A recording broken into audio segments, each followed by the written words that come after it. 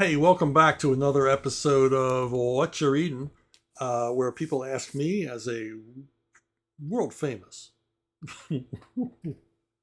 well renowned, well regarded comic book writer of some fame, uh, I, I talk about what I read because people ask me all the time, when you're not writing, what are you reading? And this week's entry is it's a throwback. It's a book called World War III by John Stanley. It's a novel. And I, you know, back in the 70s, which is when this was published, I hung around the bookstore a lot, paperback bookstores and used bookstores, and spent a lot of time haunting them. And this is a book that I would see on the racks all the time. I obviously got really good distribution. I would see it everywhere. And you know, who wouldn't be attracted by a cover this zany? I mean, a huge logo and American GI and a Chinese soldier, flames, and a chimpanzee. Always curious about it, but I never picked it up. This back in the days when a paperback book, I had to work like an hour to buy a paperback book. Minimum wage was low then, my friends. And even though paperback books were astonishingly cheap, they were still sometimes an unaffordable item to me at the time. So I would always look at this book and be curious about it and thumb through it, but never pull the trigger. And recently, someone on a Facebook page posted about this book. A Facebook page I often go to, a group that's interested in men's adventure paperbacks in the 1970s, which this certainly is one. And it made me, hunt for the book, go on eBay and pick myself up a copy. It didn't cost too much. Cost a lot more than it would have cost in 1975, but not so much. And I read it, and boy, I really enjoyed it. I really enjoyed it. I would have enjoyed it then too. It's kind of a wacky, crazy kind of books that they did in the 70s. It proposes a third world war, and it brings us into a group of combatants in China, where it's basically a land war. It's an infantry war, tank war being fought in China. And we're introduced to a Chinese officer who, at the very beginning of the book, his unit is wiped out by a Unit 323, which is made up of trained chimpanzees. Apparently, in this book, the author, well, this book, let me start by saying a lot of this book is largely parody.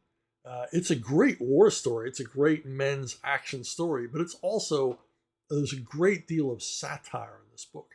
There's a great deal of kind of Joseph Heller or Kurt Vonnegut kind of twisted view of reality in this book, which I really enjoyed.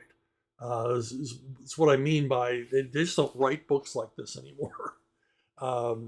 And it so the most interesting part of the book, in addition to a great cast of ensemble characters, is the chimpanzee combat unit.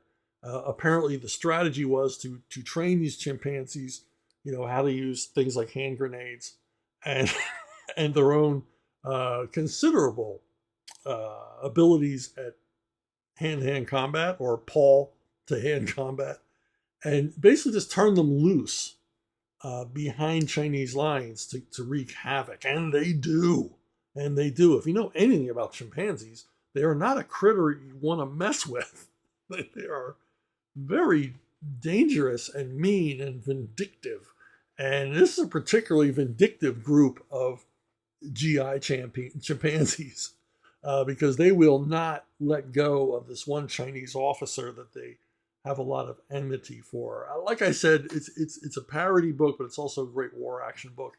And one of the interesting things in it is, in the group of GIs, there's a wannabe writer, and he writes stories, and he has his Sarge read them, and his Sarge is his main critic. And so within the story, there are stories within the story. We get to read this, bits and pieces, and sometimes entire short stories written by this character within the story. And it's like the writer just having fun with the process of writing, because Sarge is a really, really harsh critic.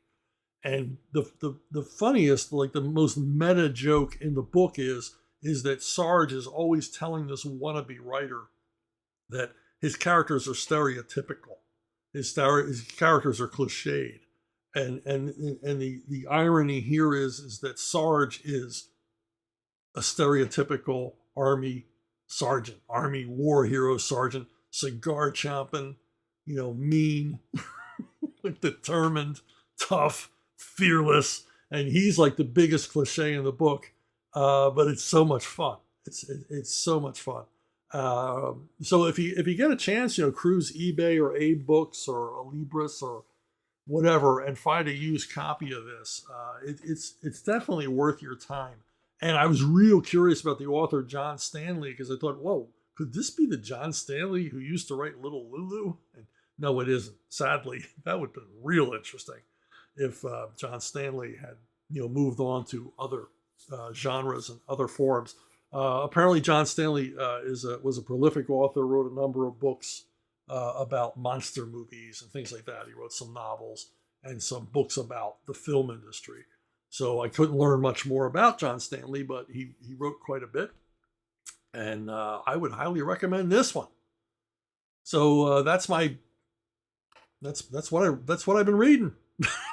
So, anyway, I will read some more and I'll let you know all about it, and I'll see you down the road.